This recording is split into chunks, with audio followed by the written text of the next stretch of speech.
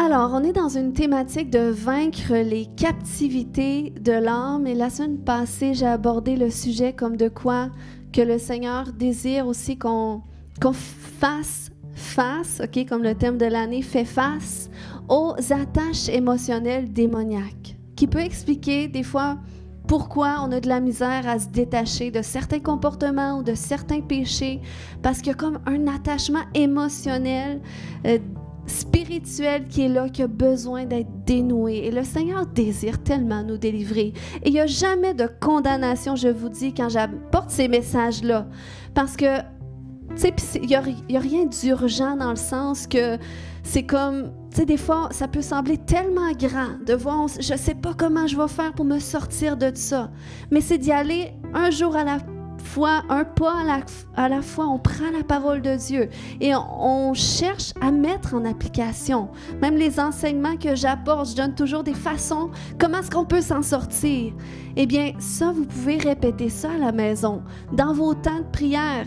Puis, je vous dis, je vis qu'est-ce que je prêche.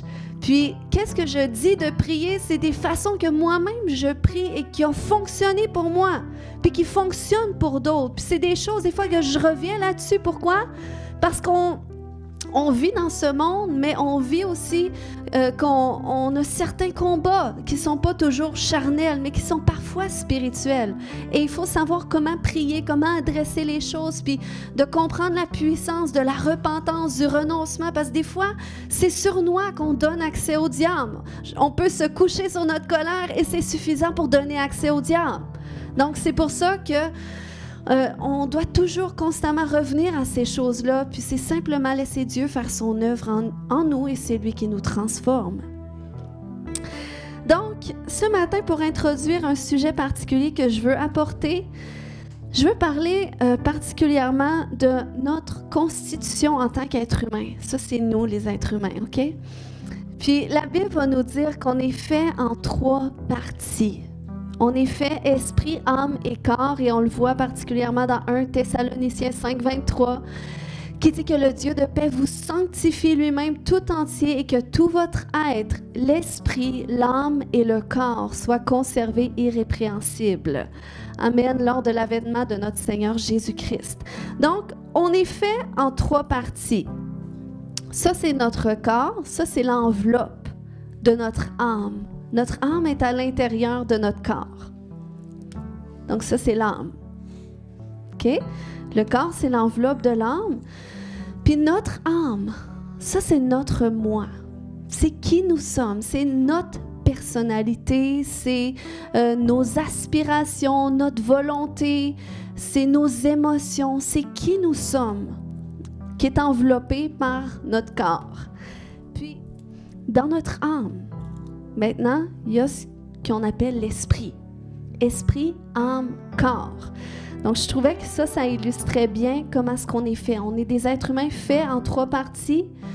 Puis, l'esprit, la Bible va nous démontrer que l'esprit, ça, c'est comme la partie la plus profonde de notre être, qui est enveloppée par notre âme. Et l'esprit, c'est comme la dimension de notre conscience. Et lorsqu'on ne connaît pas le Seigneur Jésus, eh bien, notre conscience, notre esprit, elle est morte aux choses de Dieu. Donc, elle n'a pas conscience de Dieu. Peut-être vous avez pu remarquer qu'avant que vous ayez donné votre vie à Jésus d'un cœur sincère, vous n'aviez pas la conscience que vous avez aujourd'hui de Dieu. OK? Et ça, c'est parce que du moment que tu donnes ta vie à Jésus d'un cœur sincère, eh bien, ton esprit qui était morte aux choses de Dieu, eh bien, elle va naître de nouveau. Okay? C'est pas notre corps qui naît de nouveau, c'est pas notre âme. Notre âme, elle a besoin d'être renouvelée, mais c'est notre esprit qui naît de nouveau. Puis, tu sais, un jour, Jésus avait dit, si un homme ne naît d'eau et d'esprit, il ne peut voir le royaume de Dieu. Et on sait que le baptême, ça préfigure l'œuvre que Christ a fait à la croix. Il est passé de la mort à la vie. Il est ressuscité d'entre les morts. Mais nous, lorsqu'on passe par les eaux du baptême, c'est comme un témoignage que nous aussi, on veut mourir à notre vie de péché pour renaître selon Jésus, pour renaître en Jésus. Donc, c'est pour ça qu'il dit, si quelqu'un ne naît d'eau et d'esprit, okay, si quelqu'un ne naît de nouveau, même une autre version va nous dire, il ne peut voir le royaume de Dieu. Donc, c'est important que notre esprit passe par la nouvelle naissance pour prendre conscience de Dieu, pour reprendre vie finalement. Puis lorsque on est de nouveau dans notre esprit, eh bien là, le Saint-Esprit dans notre esprit a comme pour devoir d'amener notre âme justement dans un renouvellement qui va lui permettre de vivre selon la volonté de Dieu. Parce que bon, j'ai partagé comme de quoi que dans notre âme, c'est là que siègent nos aspirations, notre volonté, qui nous sommes. Mais avant qu'on naisse de nouveau, notre âme vivait en fonction du corps, vivait en fonction de son extérieur, puis tout ce qui influence la nature charnelle. Mais du moment qu'on est de nouveau, c'est là la tension, où est-ce que notre âme, elle a besoin de passer par un renouvellement. Et ce renouvellement-là se produit quand on développe notre relation personnelle, intime avec Jésus, à travers la lecture de la parole de Dieu. Ça, c'est tellement important. C'est ça qui va nourrir dans notre âme cette conscience de Dieu, puis la conscience du péché aussi, comment est-ce que ça nous affecte. Parce que vous remarquerez probablement qu'avant que vous fassiez ce pas de donner votre vie à Jésus, vous n'aviez pas nécessairement conscience du péché. Vous viviez dans le péché et ça ne vous dérangeait pas parce que pour vous, c'était la façon normale de vivre. Peut-être bien. Peut-être que certaines personnes peuvent dire « ça me détruisait ». Je faisais des choses, c'était plus fort que moi, je me rendais compte que c'était pas bon. Mais je n'étais pas capable de vivre autrement. Mais là, du moment que tu nais de nouveau, eh bien le Saint-Esprit, il déverse une grâce dans ton âme pour se conformer à l'Esprit de Dieu, pour marcher selon l'Esprit plutôt que marcher selon la chair. Donc ça, c'est clair ce matin, c'est un peu qu'est-ce qui se produit, puis ça, c'est vraiment le premier pas pour que notre âme, parce que Dieu désire sauver notre âme. Il veut sauver notre âme du péché, de la perdition, puis des conséquences du péché, parce que le péché affecte l'âme. Le péché apporte des conséquences à l'âme et ces conséquences-là, ça peut être des tourments, ça peut être des maladies mentales, même des maladies physiques. Donc, par rapport à tout ça, une captivité de l'âme que je veux aborder ce matin, qui est tellement importante, puis c'est celle qui est occasionnée par l'immoralité sexuelle. C'est vraiment un sujet qui revient tout le long de l'Écriture, puis je crois que le Seigneur veut tellement étendre sa main sur ce sujet ce matin, OK? Donc, l'immoralité sexuelle, on va voir quelques versets dans quelques instants, c'est un péché, OK? Mais la sexualité en elle-même, c'est pas un péché, OK? C'est un cadeau que Dieu a donné à chaque être vivant, OK? Parce qu'il a fait de nous des êtres sexués. Donc, c'est quelque chose de normal. Mais même si c'est un cadeau de Dieu, c'est quelque chose que Dieu a donné, c'est quelque chose qui est beau, eh bien, le diable est venu prendre ce cadeau pour lui donner une autre forme, pour le corrompre. Et c'est ça, l'immoralité sexuelle, c'est là-dedans que je vais rentrer. C'est vraiment cette forme-là, puis comment est-ce que ça a des effets négatifs sur l'âme. Puis c'est vraiment un sujet qui est très actuel dans notre société d'aujourd'hui, OK?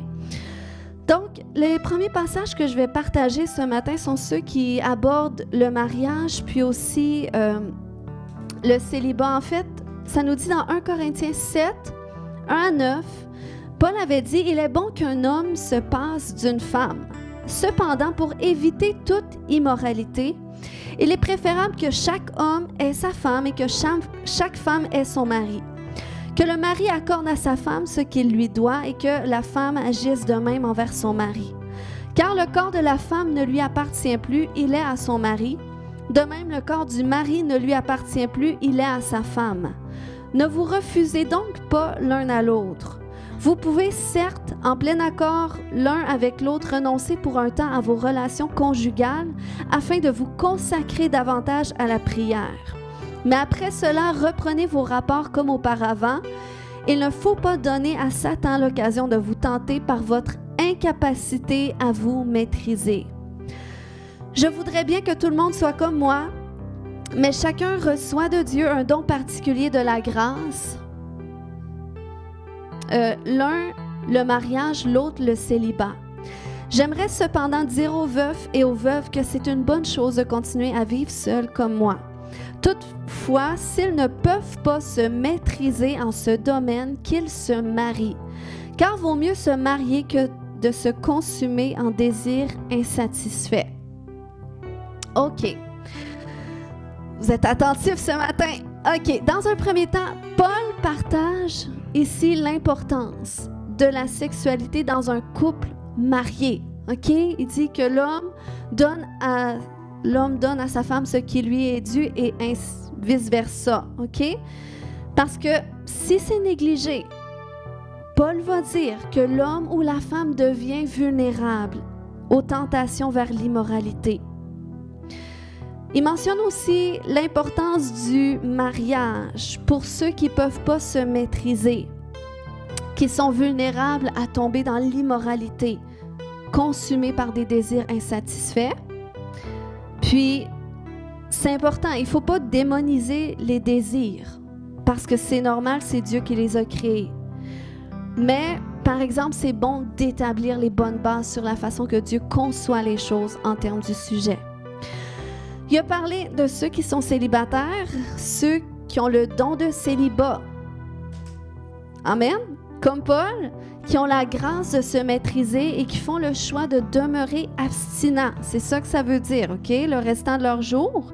Mais il y en a pour qui c'est un plus grand défi. Et dans ce cas, Paul recommande le mariage. Mais en attendant le mariage, il cite toutefois l'importance d'apprendre à se maîtriser par la grâce de Dieu. Pourquoi? Pour éviter de tomber dans l'immoralité. Mais dans ces passages que j'ai partagés, Paul cite finalement qu'autant les couples mariés que les célibataires peuvent tomber dans l'immoralité. Donc, finalement, il explique qu'est-ce qu'on doit faire pour faire attention à ça.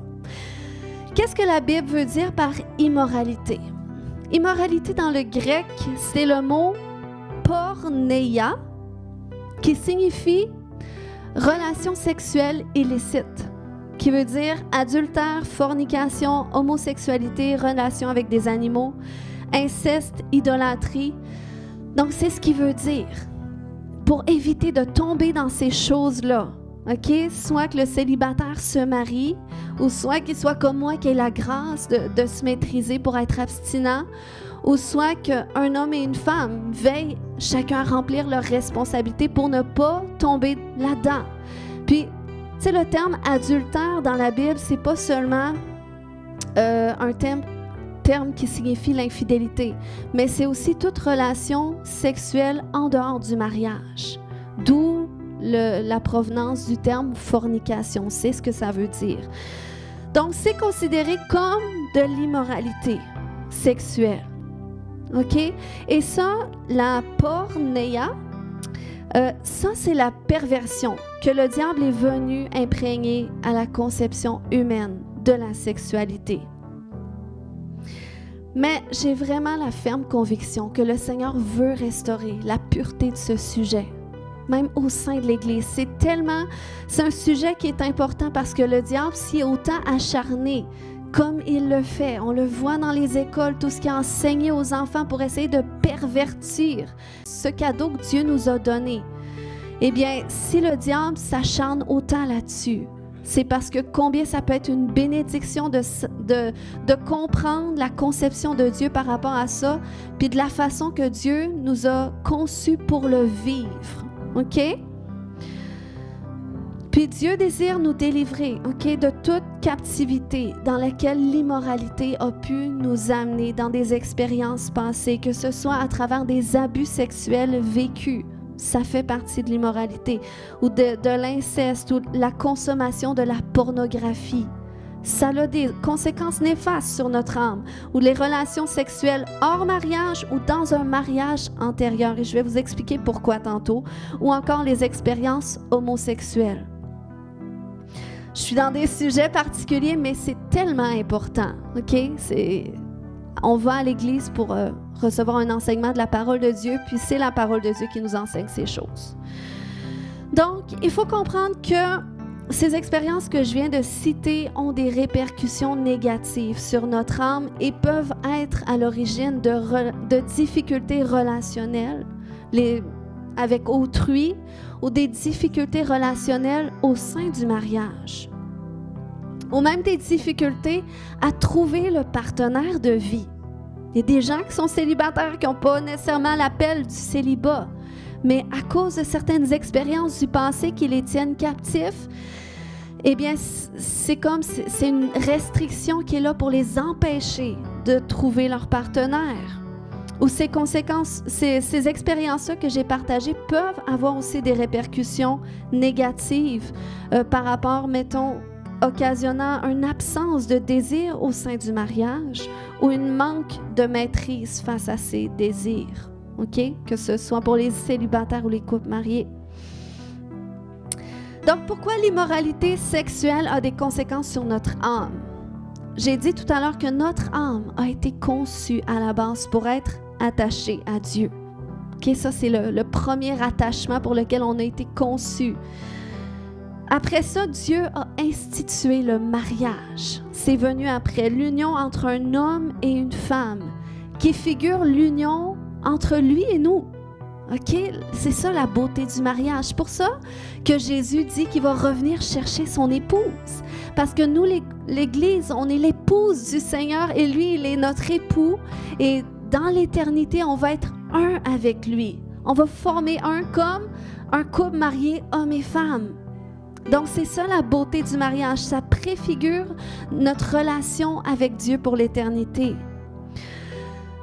Et dans cette même optique, eh bien, Dieu a conçu notre âme pour être attaché à un homme ou une femme pour le restant de ses jours. C'est lui-même qui le dit dans Genèse 2,24. C'est pourquoi l'homme quittera son père et sa mère et s'attachera à sa femme, et ils deviendront une seule chair. Donc, la tâche qui se noue entre deux personnes qui s'unissent ensemble, elle est physique, elle est émotionnelle et elle est aussi spirituelle. À cet instant, j'aurais besoin d'un couple marié pour venir imager qu'est-ce que je partage ce matin. Vous pouvez vous mettre en face. OK. Donc ça, c'est un couple. On s'entend, c'est un couple. Ça, c'est leur âme. Que vous voyez, là, la tache qu'ils ont mis, ça représente leur âme. Mais lorsque ce couple-là viennent ensemble, s'unissent ensemble, eh bien, la tâche spirituelle qui se forme entre les deux, parce que Dieu dit l'homme va s'attacher à sa femme. Donc, c'est un attachement qui est physique, qui est émotionnel, mais qui est aussi spirituel. Fait que vous pouvez accrocher ça entre vous deux. Donc, ça, c'est la tâche spirituelle qui se forme entre deux personnes qui s'unissent ensemble. Puis, cette attache-là, finalement, qui se produit, même qu'ils soient mariés ou qu'ils ne soient pas mariés, mais qui ont des relations intimes ensemble, ça forme une attache spirituelle comme ça que ton âme va garder pour la vie, okay? À moins qu'elle soit dénouée.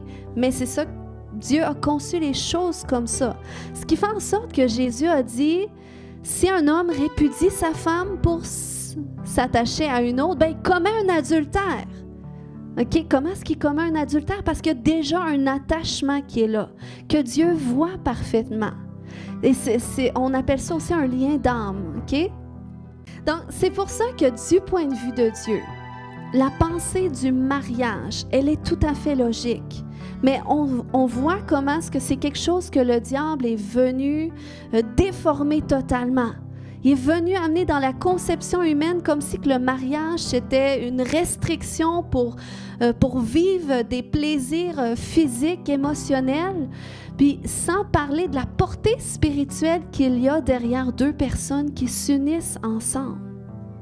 Mais si on réalise ça, déjà, ça va nous donner cette conscience-là de dire, OK, ben c'est important, tu sais, le mariage, ça devient dans ce cas-là une sécurité de dire, je dois me choisir un partenaire avec qui je vais prendre la décision de rester pour le restant de mes jours. OK? Donc, le diable, il a enlevé cette conception spirituelle associée à la sexualité. Mais s'il n'y avait rien de spirituel là-dedans, okay? Si tout ce que je vous disais là, c'était pas vrai, eh bien, Dieu n'aurait jamais demandé à son peuple, au peuple d'Israël à l'époque, de ne pas aller vers les femmes des autres peuples. Pourquoi c'était défendu? Parce qu'il disait, si vous allez vers les femmes des autres peuples, vous allez vous mettre à servir leur Dieu. Et c'est ça qu'on voit tout le long de l'Ancien Testament. Le peuple qui se détourne de Dieu constamment, qui vont adorer des faux dieux. Et là, on se rend compte que pourquoi? Parce qu'ils se mariaient avec des femmes étrangères.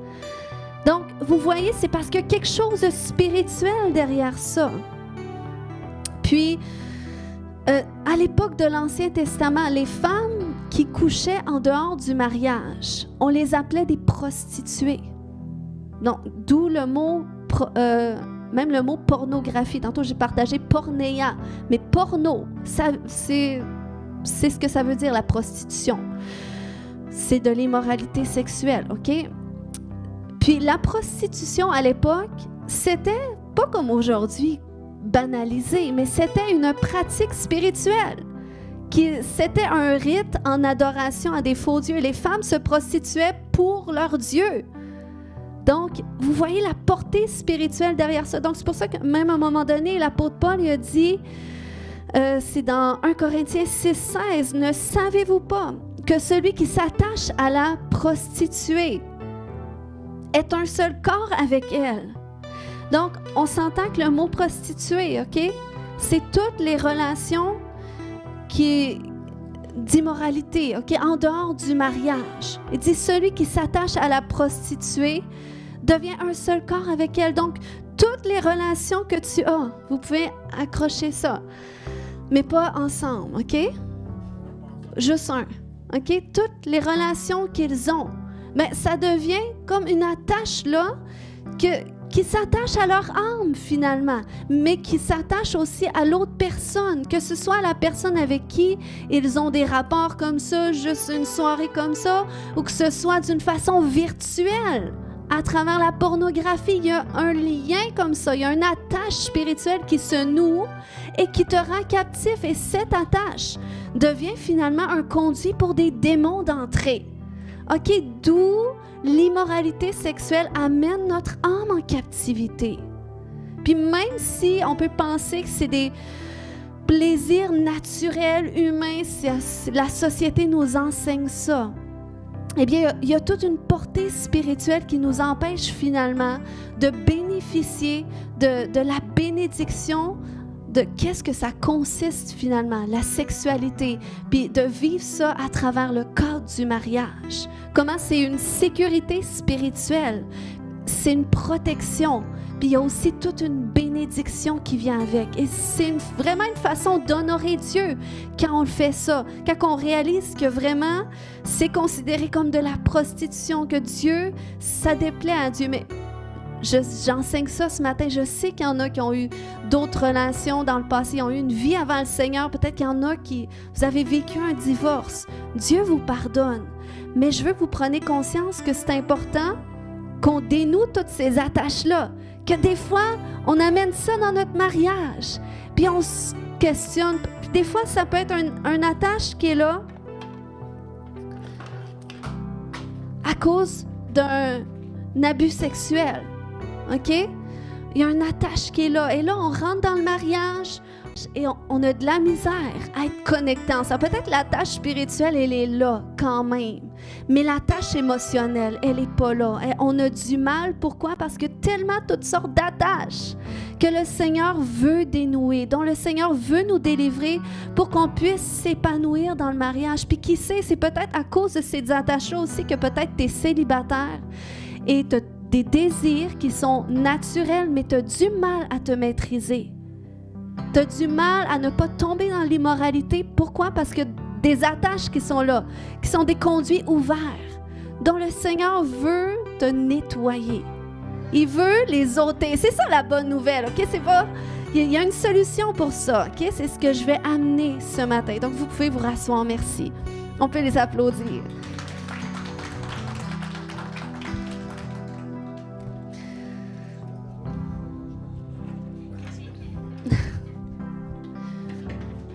Comme je disais tout à l'heure, quand ça devient un conduit spirituel, finalement, c'est comme si les démons qui sont sur la vie de l'autre personne, que ce soit virtuel ou naturel, ben, ils ont un accès à toi. Et ça va te tourmenter. J'ai déjà raconté mon témoignage quelques fois, mais avant d'être avec Jésus, j'ai déjà eu un chum qui était homosexuel. C'est bon. Il l'avouait pas avant qu'on soit ensemble. Puis, ça a été une relation très, très difficile, très traumatisante à plusieurs endroits. Mais quand je suis ressortie de cette relation-là, eh bien, j'avais des doutes moi-même sur mon attirance à ce niveau-là. Je me dis, ben peut-être ce serait mieux avec une femme. OK? Parce que j'étais traumatisée, oui, parce que j'étais blessée, mais parce que les démons qui étaient sur lui, ils sont devenus aussi en moi. Donc, le Seigneur m'a délivré. Merci Jésus. Mais puis le Seigneur désire délivrer chacun de nous, qui a pu donner des accès comme ça, favoriser des attaches comme ça, pour qu'on puisse vraiment vivre son plan divin parfait. Amen. Que ce soit en attendant le mariage, que ce soit dans le célibat comme Paul qui avait le don de célibat, ou que ce soit à l'intérieur du mariage. Amen. Parce que c'est peut-être ça qui fait en sorte qu'il y a un mari qui est marié, mais il a tendance à convoiter. Jésus a dit, si un homme regarde une femme pour la convoiter, il commet déjà l'adultère. Donc, vous voyez ce conduit-là, cette attache-là qui se produit juste parce que tu as convoité. Pourquoi? Parce que c'est dans ton âme. La connexion, elle n'a pas besoin d'être physique nécessairement, mais c'est dans ton cœur, tu donnes accès. Puis des fois, si tu luttes avec ça, c'est parce que le Seigneur, il doit faire un nettoyage. Et après ça, tu vas voir, le Seigneur va libérer sa grâce pour que ta femme suffise. Amen. J'ai entendu des femmes dire Amen, ça m'encourage. Dieu veut la faire. Alléluia. Je sais que c'est des Amen pour toutes les femmes qui n'ont pas dit Amen. Donc, le Seigneur, il veut restaurer la pureté dans la conception de la sexualité, qu'est-ce qui a pu être entaché dans notre vie par l'immoralité sexuelle. Vous savez, il y a tellement quelque chose de beau dans choisir de se préserver pour quelqu'un, puis que tu rencontres quelqu'un, puis que tu sens que c'est l'homme, c'est la femme, mais de choisir volontairement toutes les deux de dire non, on se tient dans la pureté jusqu'à ce qu'on se marie. Il y a vraiment une bénédiction derrière ça, parce que c'est ça. Quand la Bible va nous dire que le lit conjugal soit exempt de toute souillure, OK? C'est que dans le fond, ce lit-là de la relation entre un homme et une femme doit être exempt de relation avant que le mariage arrive. Ça, c'est selon la conception de Dieu. Parce que tu te maries d'une façon ou d'une autre, on l'a vu. Tu te maries spirituellement. Fait qu'avant, t'es mieux d'engager ton cœur, de voir vraiment, est-ce que c'est la personne? Et moi, c'est un des premiers principes quand j'ai rencontré mon mari que je lui ai enseigné parce qu'il était non-chrétien. Puis des fois, je le mentionne parce que des fois, peut-être qu'il y en a ici, vous allez faire la rencontre d'un non-chrétien, non-chrétienne, puis que c'est vous qui allez l'amener au Seigneur, puis la personne va tomber en amour avec vous, mais vous allez devoir présenter votre Dieu. Puis vous allez devoir présenter les principes. Et c'est possible. Et ça a été une belle épreuve d'amour pour quelqu'un qui c'était tout nouveau. Mais c'est possible. Et il y a eu vraiment quelque chose de beau dans le fait de se préserver. Puis si tu es en couple et tu n'es pas marié, OK, peut-être vous êtes en couple, ça fait longtemps, ben, il n'est pas trop tard de dire, ben, regarde, on veut observer la parole de Dieu. On choisit de se mettre de côté, de se mettre à part chacun jusqu'au mariage, parce qu'on veut vraiment vivre la bénédiction. Et si vous vous repentez et tout ça, Dieu vous pardonne. Et tout ce que ça a pu donner accès au diable, donner accès à l'immoralité, eh bien Dieu va vous délivrer si votre cœur est sincère. Puis il va vous donner la grâce d'être patient. Amen. Puis si tu es célibataire, ça peut être éprouvant de devoir se maîtriser. Mais il y a une grâce que tu peux trouver dans le Seigneur. Puis déjà, en dénouant toutes ces attaches, de tous ces accès que tu as pu donner, eh bien, c'est comme tu vas avoir accès à la grâce de Dieu pour te maîtriser, pour pouvoir te conserver dans la pureté, pas tomber dans l'immoralité, dans des pratiques, amen, qui finalement donnent accès au diable, puis qui déplaisent à Dieu.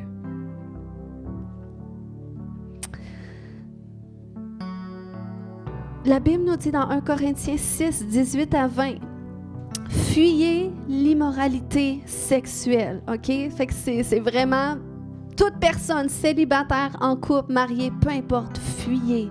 Dites non. La tentation va venir. Jésus a dit, si ton œil est pour toi une occasion de chute, arrache-le. Donc ça veut dire, non, tu résistes, t'apprends à résister, tu ne tombes pas. Il dit, tout autre péché qu'un homme commet est extérieur à son corps, mais celui qui se livre à l'immoralité sexuelle pêche contre son propre corps. Ne savez-vous pas, votre corps est le temple du Saint-Esprit qui est en vous et que vous avez reçu de Dieu.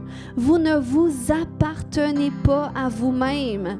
Donc, vous voyez cette attache-là avec Dieu qui est vraiment primaire dans notre vie. Car vous avez été rachetés à un grand prix, rendez donc gloire à Dieu dans votre corps et dans votre esprit qui appartiennent à Dieu. Amen. Donc, ce matin, je veux vraiment prier que Dieu purifie nos âmes qui ont pu être souillées, quelles que soient les expériences qu'on a pu vivre. Quel que soit ce qu'on a pu vivre, pour que le Seigneur purifie nos cœurs, nos âmes, puis qu'on réussisse justement à marcher dans son plan divin. Puis je veux vraiment prier que Dieu restaure votre attachement avec lui, qui est la base de tout. Qui est la base de tout, puis qui aide justement à trouver la maîtrise. Parce que même un fruit de l'esprit, c'est la maîtrise de soi. Amen. Puis je veux prier ce matin aussi pour la restauration des mariages. Puis on va prier aussi pour les dons de célibat en attendant le mariage. Si Paul a été capable, amen, on dit Seigneur, donne-moi la grâce de Paul. Amen. Dieu est capable de le faire. Pourquoi tu devrais décider ça si tu es célibataire? Pour que tu donnes aucun accès au diable pour retarder la bénédiction de ta femme ou de ton mari. Amen. Et je crois que le Seigneur veut briser tout délai par rapport à ça, parce qu'il y en a qui sont célibataires depuis trop longtemps. Mais il faut faire un pas avant. Donc, comment dénouer les attaches sexuelles démoniaques? Et ça, je vous partage ça. Vous pouvez prendre en photo, parce que peut-être, tu sais, des fois, tu dis, ben moi, tout ça, c'est réglé. J'ai pas de tentation, je tombe pas dans le péché. Mais par exemple, la nuit, si tu rêves d'un autre homme ou d'une autre femme, ça montre que ton âme est attachée à quelque part et tu dois prier. Et ça, je vous encourage. Ce matin, on va prier, mais dans vos temps de prière personnels, là où est-ce que Dieu va faire peut-être remonter un souvenir à la surface. Parce que si j'enseigne ça, c'est que Dieu m'a fait remonter même des amourettes de mon passé pour me montrer que mon âme a quand même été attachée et je dois consciemment dénouer la tâche, renoncer, briser ça. Pourquoi? Parce que je veux que mon âme soit pleinement attachée à Dieu et pleinement attachée à mon mari. Amen. Donc, tu dois te repentir à Dieu premièrement de toute immoralité. Tu reviens sur toutes tes expériences. Tu dois aussi te repentir à ton âme d'avoir fait ça. Pourquoi? J'ai dit que ton âme n'est pas conçue pour vivre dans le péché. Ça traumatise ton âme. C'est pour ça que tu répètes. Pourquoi? Parce que ton âme a été traumatisée. Puis j'en ai parlé, la compulsion de répétition. C'est comme si ton âme trouve une sécurité dans le péché qu'elle répète. Mais ça augmente sa captivité. Donc tu te repens, mon âme, je me repens. Je me repens d'avoir vécu cette relation-là parce que j'étais destinée à être mariée à tel, puis où j'étais destinée à me préserver pour l'homme ou la femme que Dieu a préparé. Donc, je me repens. Ensuite, tu renonces à ces attaches. Tu dis, je renonce, je les brise. OK? Et c'est tellement important, surtout quand tu as vécu des abus sexuels. Ça l'affecte tellement une femme, même dans le mariage, mais le Seigneur désire guérir. Il désire restaurer. Amen. Et il faut chasser les esprits. Il faut chasser les esprits parce que c'est ça, dans ces attaches-là, dans ces conduits-là, il y a des démons qui sont là et on les chasse. Mesdames, chassez les esprits. On va voir des femmes qui sont déterminées pour leur mari et vice-versa. Amen. Il faut prier, il faut chasser tous les esprits, les démons sexuels, les démons de séduction, de convoitise. Et il faut prier pour la guérison et la restauration de notre âme. J'aime tellement ce verset dans Ézéchiel 36, 25. Dieu dit, « Je répandrai sur vous une eau pure et vous serez purifiés. » Wow! Comme si tu n'avais jamais fait ces choses-là. « Je vous purifierai de toutes, dis avec moi, toutes vos souillures et toutes vos idoles. » Le Seigneur, c'est ce qu'il va faire aujourd'hui. C'est comme s'il ouvre la porte pour l'enclenchement, mais c'est une continuité. Tu vas être purifié, tu vas pouvoir te regarder dans le miroir et plus avoir ces souvenirs-là de ton passé. De pouvoir vraiment être qui tu es dans ton présent et avec ton mari ou ta femme si tu es marié. Et ensuite, tu dois rétablir ton attachement avec Dieu. Et je t'encourage à lire les psaumes. Les psaumes de David, comment est-ce que son cœur, c'était l'homme selon le cœur de Dieu. Et la Bible nous montre tellement de versets où est-ce qu'il exprime son attachement à Dieu, comme dans Psaume 63, 9. « Je te suis attaché avec toute mon âme. » C'est le plan parfait de Dieu, qu'on soit attaché à lui, avec toute notre âme. Amen. Tu as été conçu pour ça, pour appartenir à Dieu. Tu n'es plus orphelin. Puis des fois, quand justement ton attache avec Dieu, elle n'est pas pleinement restaurée parce que tu as vécu du rejet, tu as beaucoup de blessures, tout ça, eh bien, ça peut justement faire comme si tu vis comme un orphelin finalement. Puis ça te rend vulnérable au péché, à l'immoralité. Ça te rend vulnérable à t'éloigner de Dieu. Mais Dieu veut restaurer ce matin. T'es son fils bien-aimé, t'es sa fille bien-aimée. Et il dit qu'il va te purifier de toute souillure. Fait que si tu te repens sincèrement ce matin, tu dis, je veux vraiment être pur, je veux être droit devant le Seigneur, je veux marcher avec une conscience pure. Si tu te repens sincèrement ce matin, ça va enclencher le changement que Dieu va faire. Donc, on va prier ce matin. Amen.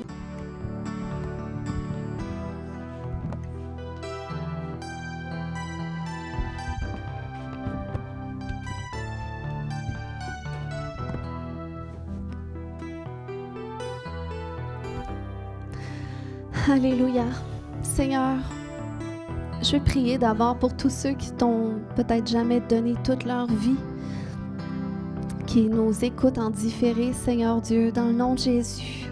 Si vous n'avez jamais fait cette prière pour donner votre vie à Jésus, peut-être que vous l'avez déjà faite, mais vous vous êtes éloigné de lui. Je vous invite à la prononcer, à dire, Seigneur Jésus, je viens à toi tel que je suis. Je me repens pour tous mes péchés. Viens dans mon cœur, viens dans ma vie. Je t'accepte aujourd'hui comme Seigneur et comme Sauveur. Amen. Vous savez, je suis déjà bénie de l'enseignement parce que tout au long que je prêchais, j'ai vu beaucoup de gens commencer à expérimenter des délivrances. Donc, ça m'enflamme. Donc, je rends grâce à Dieu. Il y en a que vous le savez, mais c'est juste pour vous confirmer que oui, Dieu est en train de délivrer. Dieu est en train de nettoyer, est en train de purger, est en train d'ôter, de dénouer tout ce qui ne doit pas être là. Alléluia. Et ce matin, on va commencer par se repentir, à dire, Seigneur, je me repens. Repens-toi ce matin pour tout péché d'immoralité que tu as commis, toutes tes relations sexuelles en dehors du mariage. Repens-toi pour tous les accès à l'ennemi que tu as donné, la convoitise. Repens-toi ce matin pour tout ce que tu as consommé de tes yeux. Repens-toi ce matin. Dis, je me repens pour ça. Je me repens. Alléluia. Oui, Seigneur, on se repent. On se repent ce matin pour cette convoitise qui a poussé au péché, Seigneur, peut-être juste au péché dans les cœurs, dans les pensées. Mais Seigneur, pour toi, c'était considéré la même chose que si on passait à l'acte. Seigneur, on se repent pour toute forme d'immoralité sexuelle auquel on a été participant. On se repent à toi, mon Dieu. On se repent parce que, Seigneur, c'est une forme de prostitution, Seigneur Dieu. Et ce matin, on veut être libérés de ça. On veut être libérés de toutes ces attaches qui sont accrochées à nous, Seigneur Dieu. On veut que tu les dénoues. Donc, on se repent, Seigneur Dieu. Au nom de Jésus. Puis commence à te repentir à ton âme. Je me repens, mon âme. Je me repens de t'être laissé dans une relation qui était abusive. Je me repens, mon âme, d'avoir eu tel partenaire. Je me repens, mon âme, de t'être laissé t'attacher à cette personne. Je me repens, mon âme, pour tout ce à quoi j'ai exposé devant tes yeux. Commence à te repentir à toi-même parce que ton âme a été conçue pour être attachée à Dieu. Elle est pleinement vivante quand elle se retrouve en communion avec Dieu. Donc, repens-toi. Comme David qui parlait à son âme. Il dit, bénis Dieu, mon âme. Et là, toi, tu dis, mon âme, je me repens parce que j'ai péché contre toi. J'ai péché contre toi. Koya shoreke mata. Koya shoreke mata. Alléluia, oui, Seigneur, on se repent notre âme. Mon âme, je me repens. Mon âme, je me repens. Même si c'était pas de ma faute, je me repens. Je me repens de t'être laissé vivre des circonstances d'abus.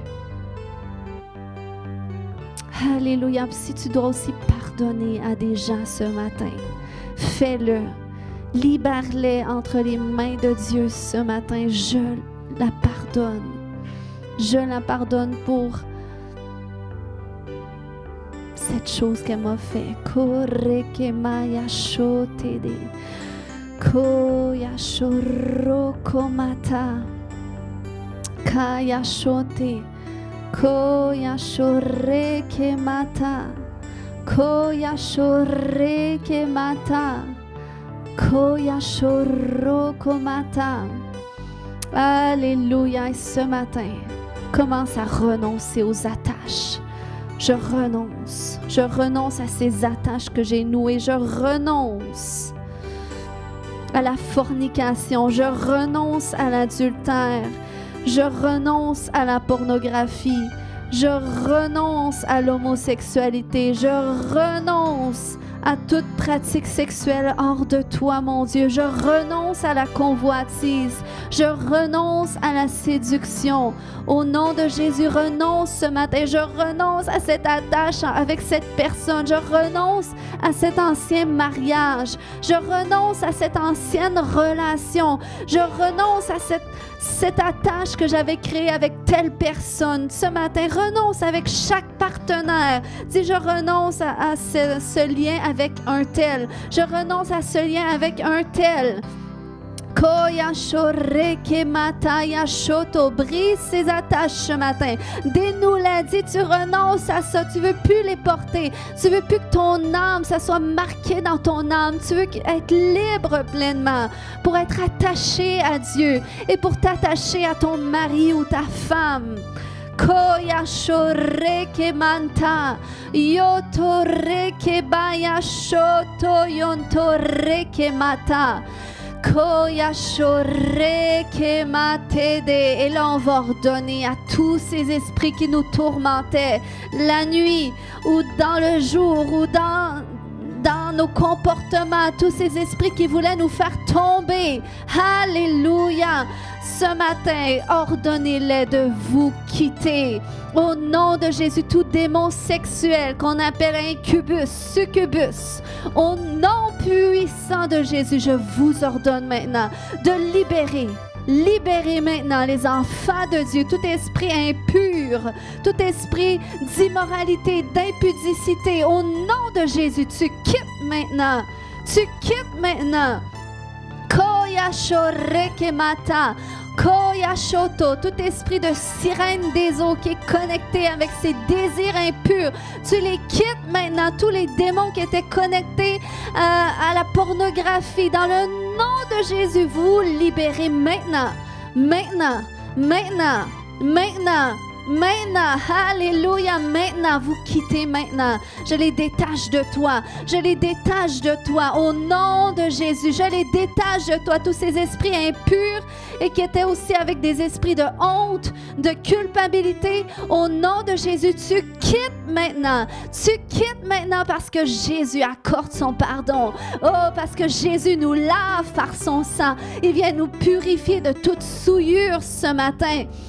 Au nom de Jésus, donc toutes ces souillures que les démons avaient laissées, au nom de Jésus, je leur commande de partir maintenant. De partir maintenant. Koreke maya shoto, tous ces esprits impurs, ces esprits qui affectaient votre conscience, qui affectaient votre façon de voir les hommes, de regarder les hommes, de regarder les femmes. Au nom de Jésus, ces esprits impurs s'en vont maintenant. S'en vont maintenant. Toutes ces images que tu as enregistrées, je les détache de toi maintenant et je déclare que le feu du Saint-Esprit vient les consumer. Au nom de Jésus, alléluia. Alléluia. Koreke maya shoto. Toutes ces pensées, tout ce qui divisait ta pensée, qui te faisait penser à ton ex, au nom puissant de Jésus, je viens briser maintenant cette division et je déclare que cette attache entre toi et tes ex est brisée maintenant au nom de Jésus. Koyantoreke. Oh, je brise tout lien d'âme avec tous les partenaires que vous avez eus au nom de Jésus. Et je commande à tous les esprits qui étaient connectés à ces partenaires, qui étaient sur la vie de ces partenaires que vous avez reçus, qu'ils vous quittent maintenant au nom de Jésus. Koyashoreke bata. Koyashoreke mata. Koyasho, alléluia. Oh, ce matin, koreke mayasho.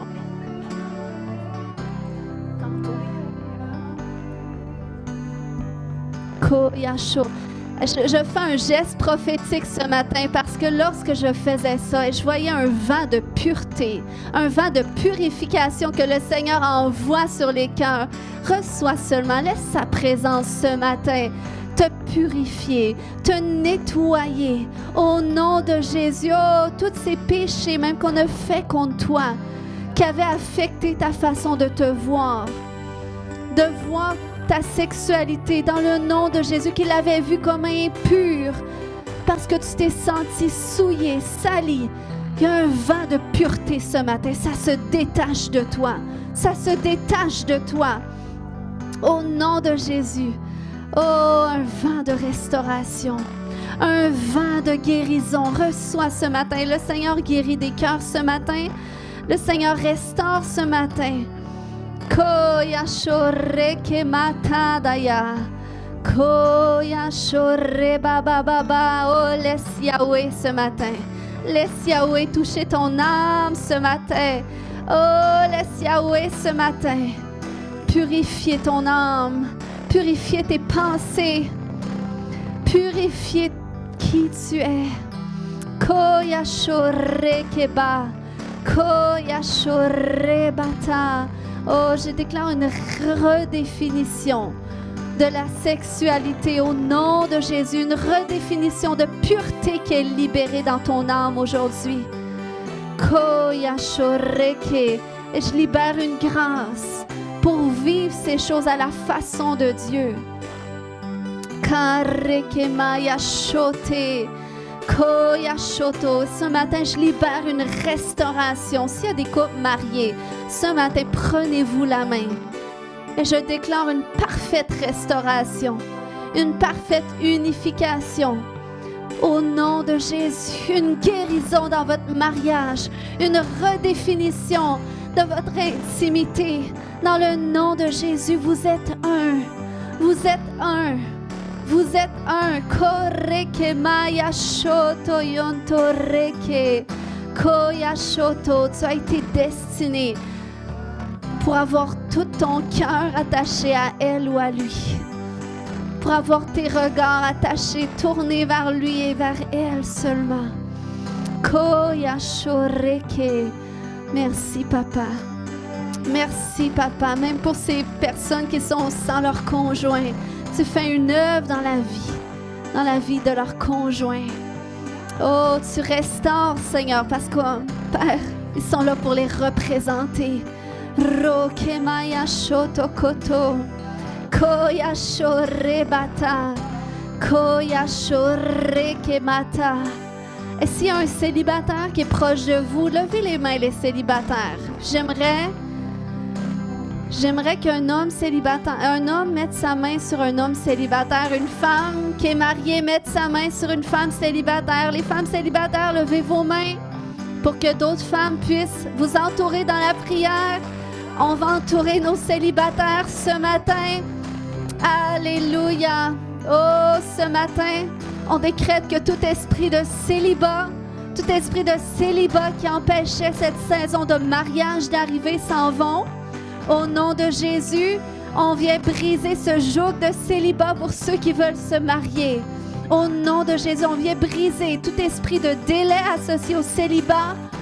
Et au nom de Jésus, on vient chercher cet homme, cette femme que Dieu a préparé pour vous. Au nom de Jésus, on amène à la manifestation cette promesse ce matin par nos décrets. Et on déclare que tu rentres dans la saison de mariage et que c'est le temps de te préparer. C'est le temps de te préparer dans la pureté pour l'homme ou la femme que Dieu a préparé pour toi.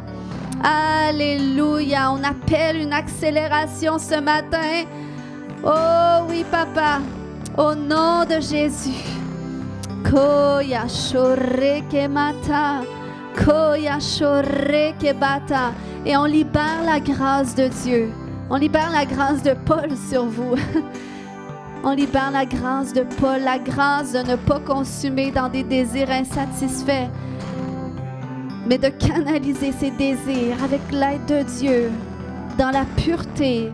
Korekemaya shonte, koya shoto, et que vous allez fuir l'immoralité. Vous n'allez pas ouvrir la porte à ces choses-là, mais vous allez incliner votre cœur vers Dieu et il va vous donner la grâce, la force. Au nom de Jésus. Alléluia. Kaya shoreke manta. Koya shoreke mata. Oh oui, Seigneur. Tu viens rechercher une épouse qui est pure. Une épouse qui marche dans la sainteté parce que toi-même tu es saint. Alléluia. Je veux libérer ce matin tout miracle qui peut-être était bloqué à cause de ces péchés-là. Toute guérison physique, je le libère. Même toute guérison qui était au niveau du ventre, OK? Au niveau de l'utérus pour les femmes. Toute guérison, peut-être même au niveau de l'intestin. Ça peut être autant pour les hommes. Au nom puissant de Jésus, mets la main là où est-ce que tu as mal ce matin, là où est-ce que tu souffres. Et au nom de Jésus, on déclare la guérison maintenant dans ton corps. On déclare maintenant qu'il n'y a plus de barrière pour que ton miracle tu le vives pleinement au nom de Jésus.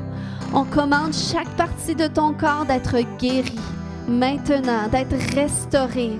Au nom de Jésus, on déclare un vent de purification dont cette maladie, cette infirmité ne peut résister. Au nom de Jésus, sois guéri, sois guéri, sois guéri, sois guéri. Tu es guéri. Déclare, je suis guéri. Je suis guéri. Ce matin, on va prendre la communion juste en terminant pour venir sceller tout ce qu'on a fait, glorifier notre Seigneur en se remémorant que c'est grâce à l'œuvre de la croix qu'on peut prier de la sorte et s'attendre à lui.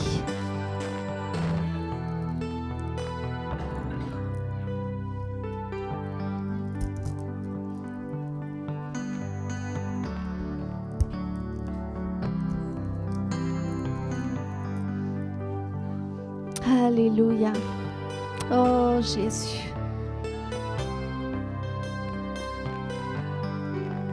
Amen. C'est pas rien qu'on mange le corps du Seigneur aujourd'hui, qu'on boit symboliquement son sang. Ça vient comme symboliser cette œuvre de purificatrice, rédemptrice aujourd'hui qu'il a fait en nous.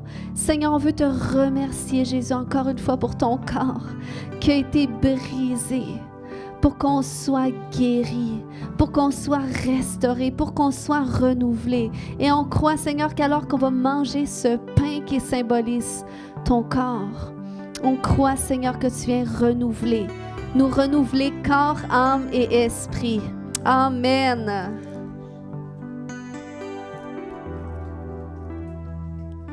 Et Seigneur, on te remercie pour ton sang rédempteur, ton sang qui nous donne la vie, ton sang qui nous purifie de toute souillure. Aujourd'hui, Seigneur, on déclare que c'est un jour nouveau, qu'on va marcher en nouveauté de vie par rapport à ces libérations que tu as faites aujourd'hui. Au nom de Jésus, Amen. Amen. Acclamons le Seigneur. Yes! Il est le Seigneur des Seigneurs, le Roi des Rois.